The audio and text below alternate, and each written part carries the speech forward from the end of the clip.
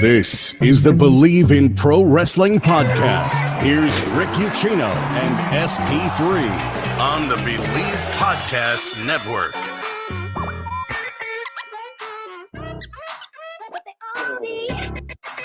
All right, SP3, I'm just going to start off the show like I have never done before in the history of Bleav in Pro Wrestling podcast. I'm going to sum up last night's AEW Dynamite in 2 words. Are you ready? I was born ready. Holy shit. There was so much. I'm trying to put the rundown together. This is only supposed to be a half-hour podcast. We could do 90 minutes on what we saw last night on AEW Dynamite. Of course, obviously headlined by this. Bam! There it is. The rumors turned out to be true. Forbidden Door coming to the United Center. Sunday, June 26th, Chicago, Illinois. A joint event, AEW and New Japan Pro Wrestling. Man, Sid, you had to feel like Veer tonight. You just had to feel it. For someone who has followed the journey of the Young Bucks and the Elite to forming AEW and been a fan of New Japan Pro Wrestling since 2014 when AJ Styles became a member of the Bullet Club, this is just a long time coming. This is something that AEW fans have wanted since day one of the promotion. So, man, it was such a big pop for me. I mean, the only downside for me was, man, why couldn't it be in New York so I don't have to? Yeah, I could go for sure, but you selfish motherfucker. Absolutely, I gotta be selfish. I always call you out for being selfish, so I gotta be selfish by the too. way, yeah, Chicago gets everything. They really do. The AEW loves Chicago, right? Like I remember talking to John Moxley back before the world ended, and he was talking about how Cincinnati was an underserved market and they were getting ready to come here and that we never get these big shows, and he's really trying to ramp that up. And I'm sitting here, I'm going, hey, John, it's time to ramp some of this shit up. Let's go. Let's get Cincinnati some of these big ass shows. Y'all are just feeding Chicago. It's only a 5-hour drive away. God dang it, man. You want to talk about selfish? By the way, I do have to apologize to the entire West Coast. I guess some people took me a little seriously when I said screw the West Coast earlier this week. I was being sarcastic, guys. I love the West Coast. I love all of our listeners here on Bleav in Pro Wrestling. Never take what I say seriously, or at least take it with a grain of salt. I'm a sarcastic SOB. I like to have fun and joke around. To be fair, ladies and gentlemen, I work with this man 3 times a week and I never take him seriously. So some of you have to like even things out and take him seriously. So I understand. But here's the thing, man. It's wrestling. Like we shouldn't take any of this that seriously, right? Like, damn. Come on. But there is a lot to talk about, and there's a lot that we're not even going to get to talk about really in kind of in depth. I mean, you talk about CM Punk versus The Natural, great way to open up the show. Love a good babyface versus babyface matchup. Then we get the stare down with Hangman Adam Page. We are going to touch on that a little bit. Great to see the Good Doctor back last night. Britt Baker in action. She gets a win in an Open Heart qualifier. Much to the joy of the Pittsburgh crowd. I swear to God, the only thing that sucks about her is she was born in the wrong city. But I mean, other than that, like I gotta cringe when she's got like the Pittsburgh Steelers surrounding her. And what the hell was Najee Harris trying to do, grabbing the microphone last night? Like, what on God's they cut the mic on him. That was hilarious. And he said shit. He was like, "Hey, look, shit," and like that was the last thing that he heard. I mean, between that and Jake the Snake. Like when Lance Archer showed up and just smacked the cash out of his hand and he just went, oh man, those were the 2 funniest damn moments of the entire night. Jake the Snake talking about he's all about securing the bag, and then Lance Archer comes in and just says, screw that cash. I'll beat Wardlow's ass next week for free.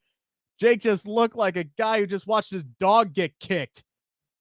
Oh God, there's a lot to talk about. First things first, we got to thank our friends over at Bet Online, the continued #1 source for all of your betting needs and sports info. Find all the latest sports developments, including updated odds on the NBA playoffs, fights, even the next season's futures. And don't forget, MLB is back. Season's already over for the Reds. They're 2-11, but you can pick any of the other 29 teams to win the World Series this year. Bet Online is your continued source for all of your sports wagering needs, including live betting and your favorite Vegas casino and poker games. Super easy to get started. Head on over to the website today. Use your mobile device to join and use our promo code Bleav. That is BLEAV to receive your 50% welcome bonus on your first deposit. Bet Online, where the game starts. And SP3, we will start with Adam Cole, baby, scooping Tony Khan tonight. He steps in, makes the major announcement. AEW, New Japan Pro Wrestling, joint event in Chicago, calling it Forbidden Door. You like the name, yes or no? Absolutely. It makes the world of sense. This is a term that has been widely bastardized over the last couple of years by different It has jumped people. the shark. It Yes, has completely. it It is the but jumping the shark of jumping the sharks. but it is a term that was originally said, like I said before on the show, by Hiroshi Tanahashi before his matchup with Chris Jericho at Wrestle Kingdom 14 into 2020. It refers to the door that was forbidden for a long time between AEW and New Japan Pro Wrestling, which has now been open. We've been seeing AEW talent on New Japan shows in America. We've been seeing New Japan talent like Minoru Suzuki on AEW Dynamite. We saw Kojima at All Out. So the seeds were all there. The seeds were sowed, and now it's going to be in one of the biggest buildings in America, the United Center in Chicago, Illinois. Only the second show for AEW in this building, and they have a chance to surpass what New Japan Pro Wrestling was able to achieve with ROH at the G1 Supercard in 2019. I was there live for that historic event. I was there live for All In. This is going to be huge. It's going to be one of the biggest shows of the year, and I'm glad that this was able to come together. And now fans don't have to wait. You know, after Double or Nothing, we usually have a 3-month wait until All Out. You get the very next month, 28 days later, you get a big show with New Japan versus AEW. All of the dream matches fans have been talking about for years, since day one of AEW. These fans have wanted some crossover with New Japan Pro Wrestling and a super show of this magnitude. So I feel like this lived up to the huge announcement. I love the way they presented it, because I was worried we were going to get one of those stuttering Tony Khan promos announcing it. So I'm glad they were able to let Adam Cole introduce it. And also, he added in him and Tomohiro Ishii this Friday on Rampage. Thank you, guys. There you go. Next bullet point right there. So me and Rick have something, to entertain ourselves on Friday night after an episode of SmackDown. You got this to look forward to. And then you also had Switchblade Jay White come out and say that it's not about New Japan Pro Wrestling. It's not about All Elite Wrestling. It's about the Undisputed Elite and the Bullet Club. So we might see something go down with the Undisputed Elite and the Bullet Club, maybe a big team match with them coming together versus a New Japan and AEW team. You never know. There's a lot of possibilities that can be happening with this Forbidden Door event. So I'm very excited to watch it. I was going to say, hang on. I'm going to try to figure out something mathematically here real quick. But I'll say this much. I do hope that Kenny Omega is healthy enough to take part in this event. Like, I feel like it just wouldn't be right if he wasn't at least there in some way, shape, or form. I mean, this is a guy who pretty much worked an entire year as the main champion of like 5 different promotions with like 19 different nagging injuries, and he's in the process of getting them all fixed. Hopefully, in some way, shape, or form, he can be there and he can be a part of it, because it would be a damn shame if he was not there for it. Heck, I wish he could have been there to kind of help announce this event. I actually like Adam Cole being the one to announce it because we all know if Kenny Omega was healthy, he would have announced it. So this is another little seed being sowed of the potential Adam Cole Kenny Omega feud. I don't know if Kenny's going to be healthy by that pay-per-view, but even if he's not, he should have his RVD at One Night Stand in 2005 moment. Even though RVD was injured, he was the catalyst for this happening in the same way that Kenny Omega was. He was the guy that really put New Japan Pro Wrestling on the map in the United States with his classic trilogy with Kazuchika Okada back in 2017. You know, him and the Bullet Club took it to bigger heights. And of course, Kenny Omega and the Young Bucks and Cody Rhodes were responsible for the whole entire creation of All Elite Wrestling. So he is a central figure in this, and he needs to be a part of the show, whether it's in a match, if he's not healthy for a match, at least a promo where he comes back. I think this should be the spot where Kenny Omega makes his return at this event. I was going to make a joke about WWE releasing Finn Balor so we could get like him on this show, but it's only 67 days away. So even that won't work. So here's my plea. You're not doing anything with the man anyway. You just had him drop the United States Championship in his first title defense on television after winning the damn thing. It's pretty clear you don't want to push this guy to the moon like he should be pushed. So why not just loan him out for this event? Please, you want to talk, call it Forbidden Door. Let's get goddamn Finn Balor involved in this event in some way, shape, or form, because I feel like he deserves to be there as well. But SP3, I want you to kind of explain this, because there are a lot of people out there who are kind of like myself, where we are mainly WWE and AEW focused, right? As even though I talk about pro wrestling 5-6 days a week, this is still my part-time gig. All right. I think a lot of people kind of know my situation. I want to watch more. I just don't have the time to do it. I'm not as familiar with New Japan Pro Wrestling, as not as familiar with the New Japan Pro Wrestling stars. Obviously, I've gotten to know Minoru Suzuki a little bit, working with AEW and Impact a little bit as well. But just kind of wrap this up and talk about just how big of a deal that this actually is, because you said that it lived up to Tony Khan's hype, that this was a major announcement that would send shockwaves across the pro wrestling world, right? For those casual pro wrestling fans, for those pro WWE and everything else, don't really watch any of the other things, explain why this is as big a deal as it is. Well, like I said, this is something that has been talked about, or something that fans have wanted since day one of All Elite Wrestling. You know, we've all heard the stories about the Elite. They were in Japan when they made the announcement for AEW. These guys were mainstays of New Japan Pro Wrestling. The Young Bucks, 7-time IWGP Junior Heavyweight Tag Team Champions. You had Hangman Adam Page. He was on the rise in New Japan Pro Wrestling. Cody Rhodes was IWGP United States Champion. Kenny Omega had won pretty much every title and was IWGP Heavyweight Champion when they made the announcement for AEW. And this is where like Kenny Omega kind of went to superstardom in New Japan Pro Wrestling. He had the 6-star classic against Kazuchika Okada at Wrestle Kingdom 11 in 2017 that really put new eyes on New Japan Pro Wrestling. That's when they started doing shows in the United States. Of course, there was the big New Japan Pro Wrestling ROH event, G1 Supercard, which sold out Madison Square Garden, and that was a huge deal when they did that. And when they did that, the Elite were on those rosters, and that's why a lot of people like myself bought a ticket to that event at Madison Square Garden. But we didn't get the payoff. There was no Young Bucks on that show. There was no Kenny Omega on that show. All the guys that signed with All Elite Wrestling weren't able to be a part of that show, so we never got the real like whole big event with New Japan Pro Wrestling mixing it up with the stars of AEW, with the stars of the Elite.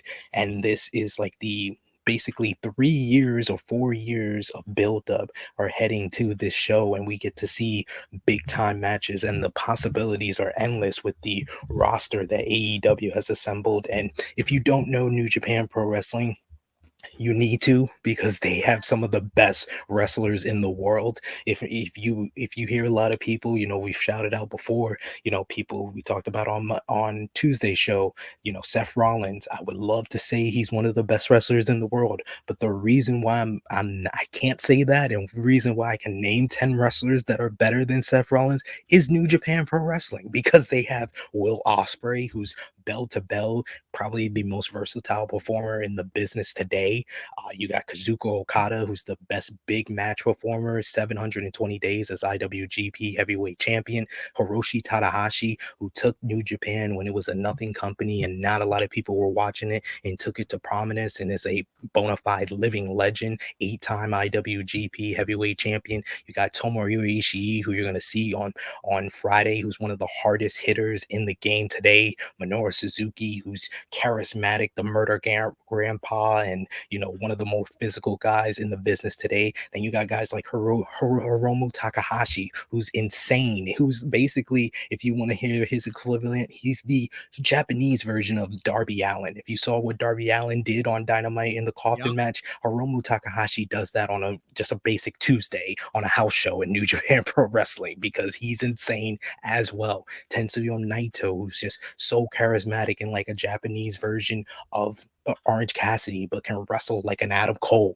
So like there is just so much talent and so much crossover that there's been. Like, you had Adam Cole make the announcement tonight. Adam Cole was on his rise in New Japan Pro Wrestling, getting more notoriety than he ever did before he signed with WWE. Kyle O'Reilly was a part of the Best of the Super Junior finals against Kushida, another guy that we've talked about this week, who comes from New Japan Pro Wrestling. Shinsuke Nakamura comes from New Japan Pro Wrestling. AJ Styles. This is a company that has nourished and had some of the biggest stars, and they first got to prominence and got to their biggest heights of their career in New Japan Pro Wrestling, and we get to see them cross over with All Elite Wrestling, which is, in a lot of people's mind, the best wrestling company in the United States. So you got the best of the United States versus the best of Japan. This is something that you want to see, and you will not be disappointed come June 26th. I've already seen people try to kind of make the argument that Tony's announcement, or I guess Adam Cole's announcement tonight, doesn't live up to the hype because it's all about servicing the hardcore audience and doesn't really do anything to grow their current audience, right? Like, this is like, we've talked about why people like Logan Paul and Johnny Knoxville and Pat McAfee were booked at WrestleMania. It's all about growing the global audience. And so you get 11 billion hits on social media, or whatever the hell that number was. They outdid the Super Bowl this year, but hey, that's because nobody in Los Angeles gives a shit about the Rams. But anyway, so Cincinnati carried that Super Bowl ratings. I'm just going to say that anyway, but I got to credit John Alba here, because he tweeted it before I came on here and said it. So, I know he does listen to this show occasionally, so I don't want him to think that I'm stealing his stuff here, but I 100% agree with him. Servicing your audience, your hardcore audience, appeasing them, giving them what they want, that's not a bad thing. That's not a bad thing. All right? Like, I get, yes, you want to continue to grow your audience, but at the same time, appeasing your regulars and keeping them coming back for more and keeping them happy, isn't that the name of the game? Yes, you always want to kind of grow the audience and get the business bigger. And yes, they want to do more than 1.1 or 1.2 million for a Dynamite, or whatever the heck they've been averaging as of late. They've been consistently between 900,000 and 1.2 million. More people are still watching Monday Night Raw, and that is a significantly worse show than Dynamite is on a regular basis. Nothing to do with the talent, by the way. Again, I will never say anything negative about the talent. There's so much talent between both of these companies. But the difference is AEW knows how to appease their audience. So this is a good thing. And yes, it absolutely lives up to the hype. SP3, if you had to pick one match, I know there's probably 12 dozen that you would love to see on this card. If you had to pick one match to book, what's the match? It's got to be Bryan Danielson versus Kazuchika Okada. I mean, Okada, like I said, is the best big match performer in the game today. He's the guy that kind of broke the star rating and has done it multiple different times and is probably one of the greatest in-ring performers of all time versus what a lot of people call the GOAT in Bryan Danielson, the greatest wrestler in the world today. So I just want to see those guys mix it up. If you're not going to give me that, give me Danielson versus Zack Sabre Jr., which is kind of a matchup that Danielson has wanted for years because what the Wrestling Observer newsletter does their awards at the end of the year, the best technical wrestler award has been called the Bryan Danielson Award because he won it 9 straight years. And then 6 straight years after that, Zack Sabre Jr. won it. So you can make a debate that it's really the Zack Sabre Jr. award. Bryan Danielson reclaimed it in 2021, but we need to determine who is the real best technical wrestler in the world. So if I had to pick one, it's probably, I would lean towards Zack Sabre Jr. versus Bryan Danielson because Zack Sabre Jr. is having a hell of a year. He just won the New Japan Cup, put on some 5-star classes against Will Ospreay, Kazuchika Okada at Hyperfest, and against Tetsuya Naito and Shingo Takagi. He's on the top form, rare form in 2022. And while Bryan Danielson has kind of been focusing more on trios and tag team action, I want to see him back in singles action. I want to see him have a classic, and I think those two would deliver that. I mean, Bryan Danielson has to have a one-on-one match, right? Like I know Blackpool Combat Club is one of the hottest things going in pro wrestling, and we're not even going to really get to talk about them a whole lot today. But I mean, you could book a trios match, but I mean, I think it would almost be a disservice to not have Bryan Danielson in a one-on-one matchup on this show. And if anybody is probably the happiest person on the planet with this announcement, it's probably him, because these are some of the like when he was renegotiating with WWE, right? Like this was one of the things he wanted. He wanted to be able to work with the talent in New Japan Pro Wrestling, and now he's going to get, at least presumably, he's going to get that opportunity. So that is a very, very good thing for him. We appreciate you guys tuning in here to the Bleav in Pro Wrestling podcast. Make sure to hit the thumbs up button. Make sure to hammer that sub button, closing in on 300 subscribers. We appreciate y'all. And we're going to have something very special dropping this coming Friday, 7 a.m. Hang on, let me get that banner out of there. By the way, yes, check out our promo we got going on all month long for manscaped.com. Use our promo code there, BLEAVPW, save 20%. But let me get that out of the way so you can see the graphic in all its glory. And it's exclusive interview with Raquel Rodriguez dropping this Friday at 7 a.m. Yes, I asked her about the name change. And yes, spoiler alert, she's okay with it. All right, so we'll dive into that and so much more, including the emotional response when she found out that she was going up to the main roster. Really fun conversation. Can't wait to get to chat with her again. Can't wait for you guys to check that out. All right, SP3, let me pull my best Excalibur here and tell you all about Athletic Greens. Tons of people take multivitamins, but it is important to choose one that is top quality. With one delicious scoop of Athletic Greens, you are absorbing 75 high-quality vitamins, minerals, superfoods, probiotics, and adaptogens to start your day off right. Their special blend of ingredients supports your gut health, nervous system, immune system, energy, recovery, focus, and aging. It is also lifestyle friendly and fits a wide range of diets. There's only 1 gram of sugar, no chemicals or artificial anything. Reclaim your health, arm your immune system with convenient daily nutrition. It is just 1 scoop and a cup of water every day. That's it. 1 scoop, cup of water, you're done. To make it even easier, Athletic Greens is going to give you a free 1-year supply of immune-supporting vitamin D and 5 free travel packs with your first purchase. All you have to do is visit athleticgreens.com/Bleav. That is BLEAV. Again, athleticgreens.com/Bleav. These statements have not been evaluated by the Food and Drug Administration. These products are not intended to diagnose, treat, cure, or prevent any disease. Athletic Greens, take ownership of your health. It's time to answer the 5 count on the Bleav Podcast Network. Suck on that one, Excalibur. You're not the only one who can talk really fast. I got to give props to the man, though. That promo that he ran down like 19 things in 60 seconds. That was absolutely insane and incredibly impressive. One of the things we did see on the show last night is what a lot of people have been waiting for. Adam Cole, at least for now, appears to be in the rearview mirror of Hangman Adam Page.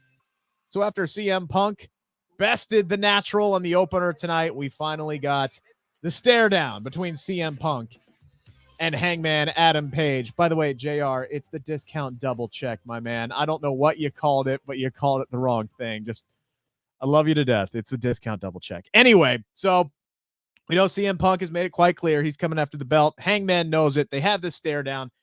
Pretty clear this match is happening sooner rather than later. I'm going to be willing to bet that it's a double or nothing. So we will start here with a true or false.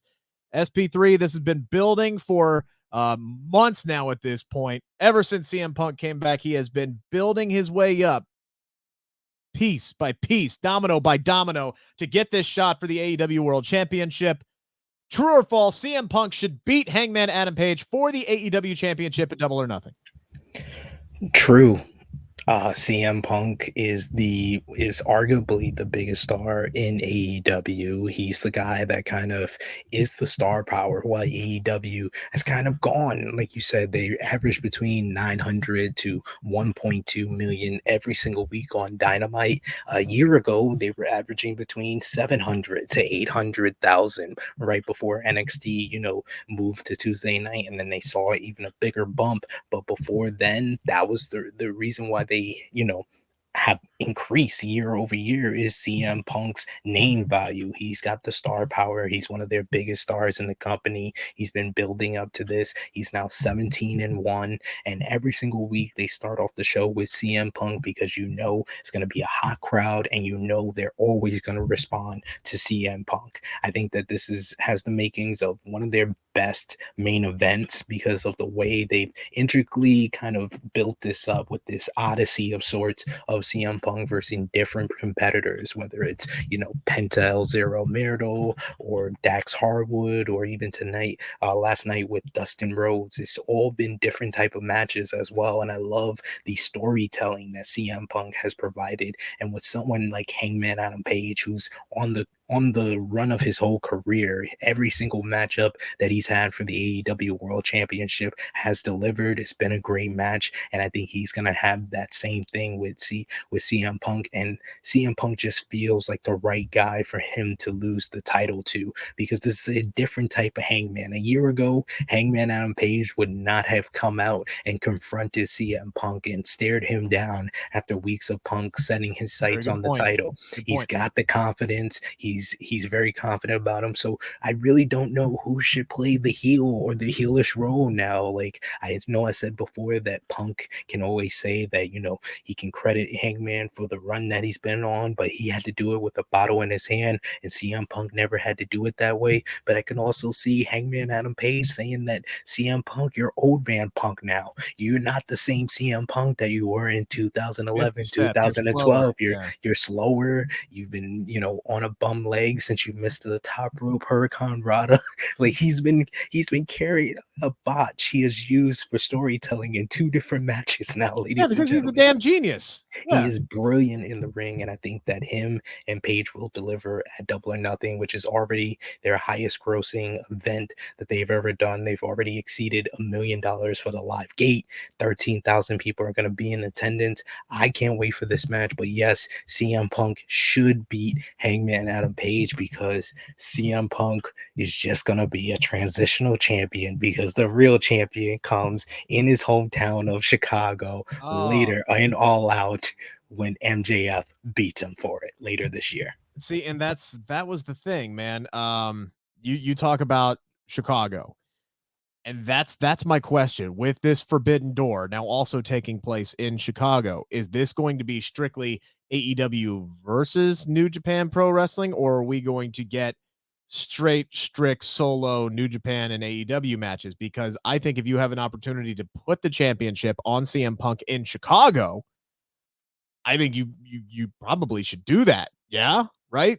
No, this event needs to be AEW versus New Japan Pro Wrestling. You shouldn't do, AEW versus AEW, New Japan versus New Japan. People are coming to this event to see AEW versus New Japan. I think if you did it like you did the G1 Supercard, you're taking a little bit away. That was good for what it was, but I think the thing that really missed it from becoming like this iconic event that people have, will glorify for years and years to come, is because we didn't really get New Japan versus ROH. We had one side of the show that was New Japan that was great, and the other side of the show that was ROH that wasn't so great. And that's why it's kind of called this a tale of two shows. This show needs to be legitimate AEW versus New Japan. And I think the reason why they're doing it in June is because it gives them 3 months to build to All Out back in Chicago, which I think they should run the United Center for that as well. And then in the same building that CM Punk returned, he loses the AEW World Championship to MJF. The capacity for the United Center there, off the top of your head? I Bleav it's like 18,000 with like the stage and everything, but I know it can hold about 20,000. All right, so I have a better option. Instead of running Double or Nothing again in Chicago, move it down to TQL Stadium in Cincinnati, Ohio. I think that would be a much better place and a much better venue for that. I'm just throwing that out there. No one wants to run Cincinnati or stadium in Cincinnati. Is it open roof as well? It's a soccer stadium, so it's designed to keep the elements out, even though it doesn't exactly have, or at least keep the elements off of the audience anyway. I'm sorry, if you're not gonna do All Out in Chicago, bring it to New York. Run the Arthur Ashe Stadium instead of doing Grand Slam 2. Run Arthur Ashe Stadium for All Out and do it there. A guy can dream, though, can he? If they're not going to put the belt on CM Punk in Chicago, I think it does make a ton of sense for him to walk into Chicago as the AEW World Champion. There is part of me that would like to see them run it back in Chicago, but I totally get your argument about this being just a strict AEW versus New Japan, which is, by the way, going to be very interesting to see how this is booked, because AEW does not like to book their people to lose. So this is going to be very, very interesting to see how this is split between who wins each of these matches. And I have a feeling it's going to come down to maybe like the talent themselves kind of deciding, all right, who's going to put who over here? This is going to be a massive kind of respect kind of thing event. A lot of matches like what we saw with CM Punk and Dustin Rhodes last night, for sure, I Bleav. Give me champion versus champion at Forbidden Door. Give me CM Punk, AEW World Champion, versus a man he has said repeatedly he wants to face, the IWGP World Heavyweight Champion, Kazuchika Okada. It doesn't have to have a winner. Give him 60 minutes. Have them have a 60-minute barn burner that goes to a draw, and everybody will still be satisfied. I think that would be great. Or a team AEW versus Team New Japan, with Okada being the team captain of one and CM Punk being the team captain of AEW. I can see either or, but yeah, I think Punk wins in Las Vegas. It's gonna get a huge response. He may even turn heel in winning the championship. We don't know. There's so many different ways they can go about this, but this feels like the biggest AEW World Championship matchup that they've ever had. Yeah. I mean, we saw him wrestle heel last night, even though he was a babyface. So he can still wrestle heel. He can still get the heat. He can still attack the body parts of Hangman Adam Page, just like he did last night against Dustin Rhodes. And he doesn't have to necessarily be a heel character. They can kind of bend the rules here. But, I'm listening to you kind of describe that, and I think it's almost kind of poetic, and I think it's going to be hilarious that AEW and New Japan Pro Wrestling are going to probably put on a better Survivor Series than WWE is going to put on a Survivor Series this year. Because yes. Survivor Series has sucked for like the last 10 years, and they really should have retired that pay-per-view with The Undertaker. To answer the question, yeah, I'll go ahead and say yes, that is a true statement. It should happen. Doesn't take anything away from Hangman. He has been on a hell of a run.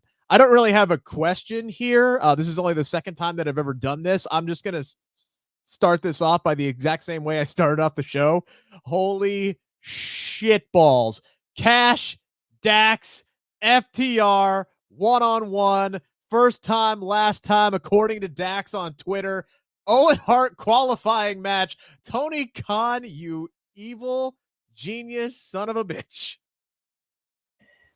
That's twice in the show where I was just like, Tony Khan is like the greatest player of my GM in WWE 2K probably ever, because that's all he's doing. All he's doing is just putting together these matchups that everyone wants to see, and he just was like, "Hey, great!" Like my good friend Jimmy Macaram says, like he doesn't think Tony Khan is a good booker. All he does is put people on a piece of paper together, and people think he's the best booker around. And this was one of those examples where all he did was FTR. Let's have them face each other in an Owen Hart qualifying matchup, and everybody's like, Tony Khan, Booker of the Year, of course, because this is a match that people probably didn't think they wanted to see, but once they saw the graphic, it was just like First, it was a double take, because they yes. put it in between everything else that was going on next week, which next week seems like a pay-per-view card in Philadelphia. You got a Philadelphia street fight with Sheeta and Deeb. You got a ladder match with Sky and Sammy. You got a 10-man tag with the Undisputed Elite teaming up for the first time. And you got this is the match that everybody's going to want to see. I love the fact that it's in the Owen Hart men's tournament, which is, I know, something very important to both of these guys. Being big Bret Hart fans, they wanted to be a part of this. To have them be in a qualifying match, genius. You know what? Part of the reason what makes Tony Khan such a good booker is he trusts his talent to go out there and deliver. That's what makes him such a good booker. Yeah, you can put names on a paper, and if you micromanage the hell out of it and decide to make all the decisions, or sometimes go into business for yourself, or let politics play into certain things. I'm not naming names here, but I think you guys kind of know where I'm getting at. If you just trust your talent and go back to being just a fan, why you got into it in the first place, and just enjoy it. Like, I will never forget, again, the second time I've name dropped him here, but I will never forget talking to Jon Moxley, and Moxley is sitting there talking about, his booking style, where he's just like, they go up to him, they say, "Hey, we want to do this," and he just goes, "Cool, can't wait to see it." That's how Tony Khan books. He trusts his talent to go out and do what he does. You can look at that in any sport. Who are the best owners in professional baseball or the NFL or whomever? It's the ones who hire the football and the baseball people, listen to them, and don't meddle. Those are the best ones. They trust the people that they've hired, and that's what makes Tony Khan so damn good. And yeah, this is a match that I didn't know that I wanted until I saw the graphic. I had to do a double take. I had to rewind, which is a bitch to do on my laptop on YouTube TV, but I had to do the rewind there, mostly because Excalibur was talking so damn fast. I'm like, wait, did I just see what I had thought I had just saw? Because again, he just did like 19 promos in 60 seconds.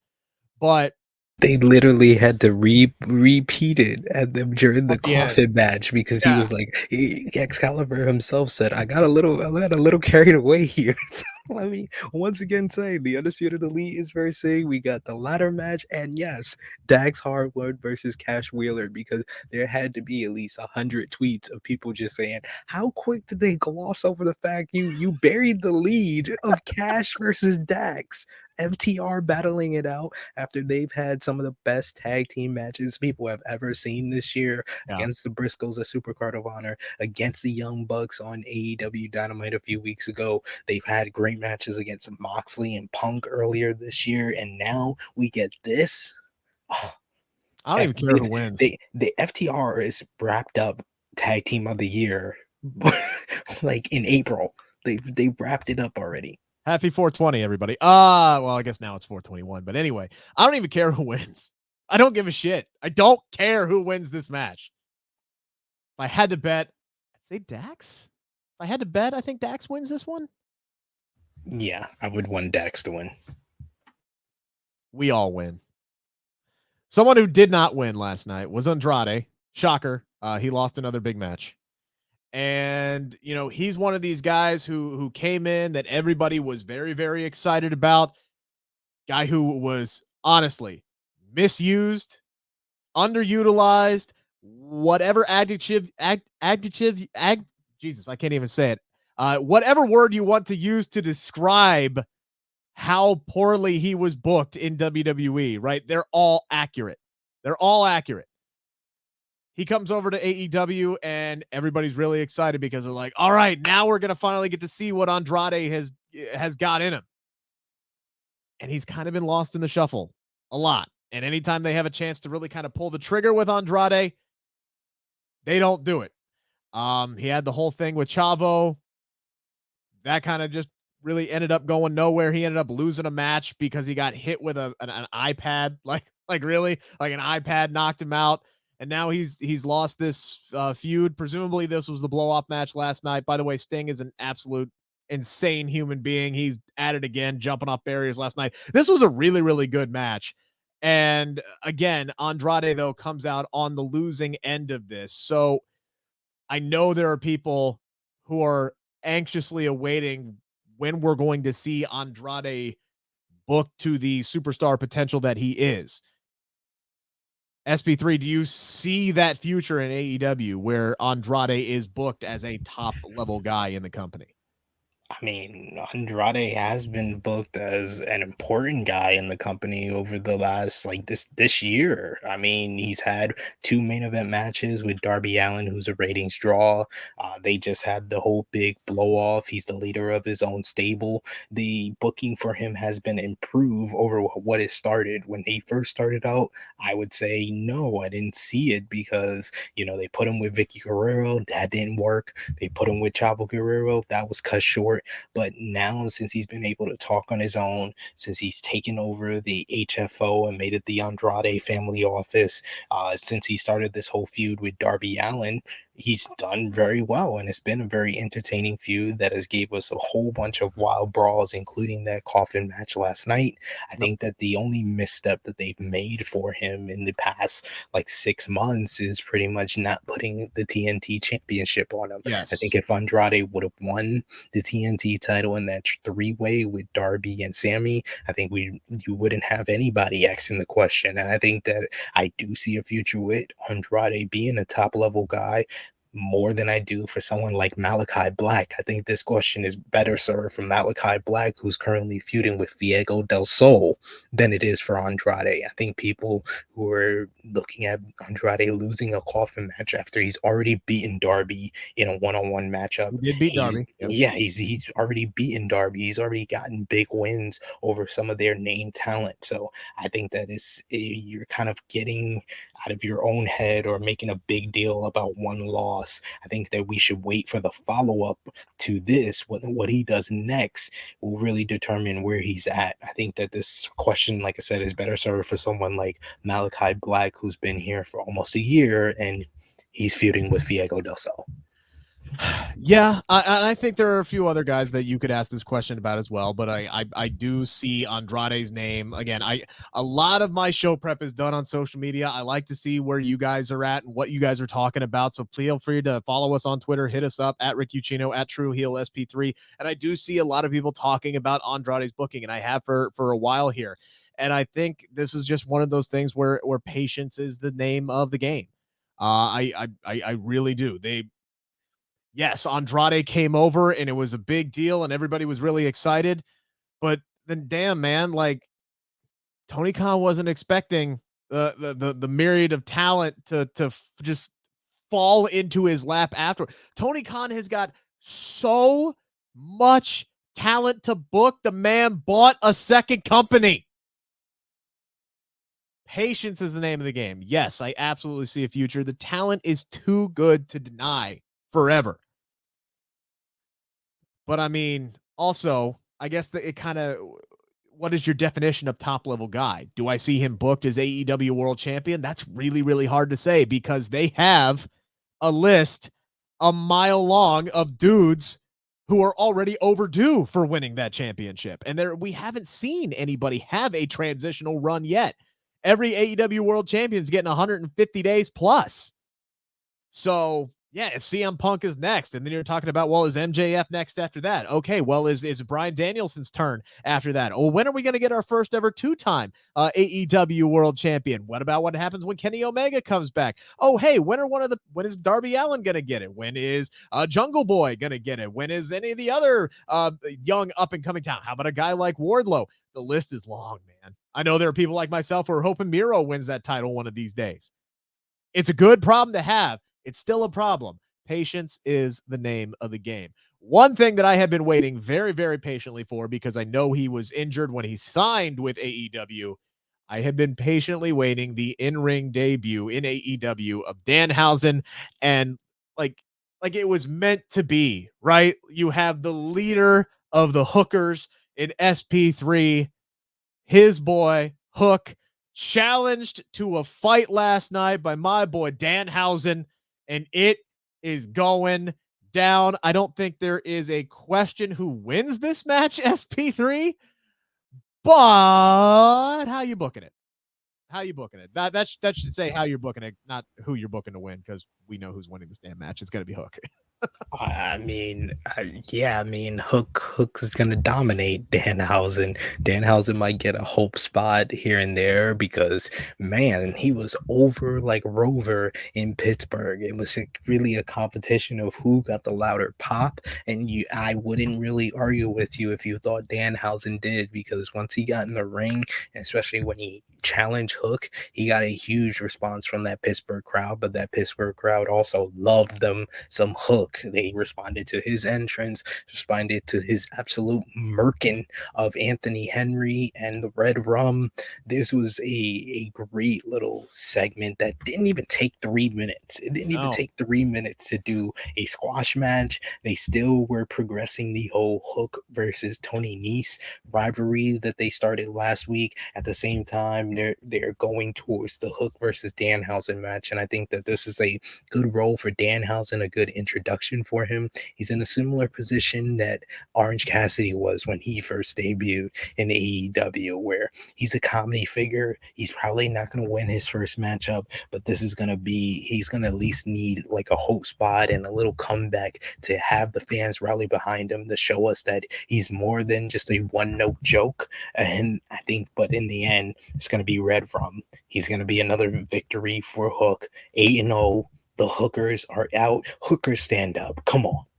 I think this is going to be a lot of Danhausen using his character to get over in this match. It's going to be at least a couple of minutes of Hook hits him with a move, and then he's gonna powder off to the outside and do his little "what the hell is that?" and start throwing his hands all over the place and talking to the crowd, and Hook is just gonna stand there and look disinterested. By the way, did you notice that Danhausen got him to crack just a little bit tonight? Did you catch that sly smile when Danhausen pulled his wrist back from Hook's chest? He got him to break just a little bit. So good for Danhausen on that tonight, and good for Hook for just putting his head down and getting the hell out of that ring. But yes, Hook is going to win this in the end. The question though to me is, do you see, because me and Doc Mueller Bleacher Report, right? He's like the main guy for AEW as far as media coverage for Bleacher Report is. We both kind of envision a world where we see the oddball tag team of Hook and Danhausen. Could you see that happening at some point? I hope not. Oh man. No, dude, you want to talk about the all-time double move finisher? You do the curse and they back right into the Red Rum and done. Over. It's the perfect double finish. Almost as good as the stunner into the stomp. But anyway, last question here as we get ready to wrap up. Previewing Rampage on Friday, Jade Cargill will defend her TBS Championship against Marina Shafir on Friday. Call your shot, SP3. Who's walking out with the gold? It's Jade Cargill all day, every day, twice on Friday.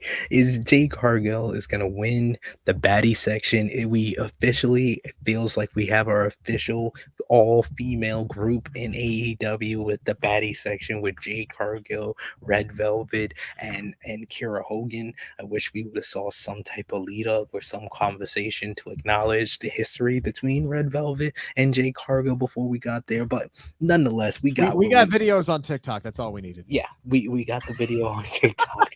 That was all we needed. But I think that Marina Shafir, this is going to be a big test for her, because I felt like her debut on Dynamite wasn't the best. She looked nervous. Her timing was a little bit off, but I liked some of the stuff that she did in the ring, and I think that this is a big test for her as well as Jade Cargill, and hopefully, I'm hoping this is the main event on Friday as well. I do hope as well. I'm going with Jade, and I think they telegraphed tonight with Dr. Britt Baker's promo. Not her best promo that she's ever cut. She was a bit out of breath tonight, and it was kind of almost like a straight babyface promo there a little bit, working with the crowd.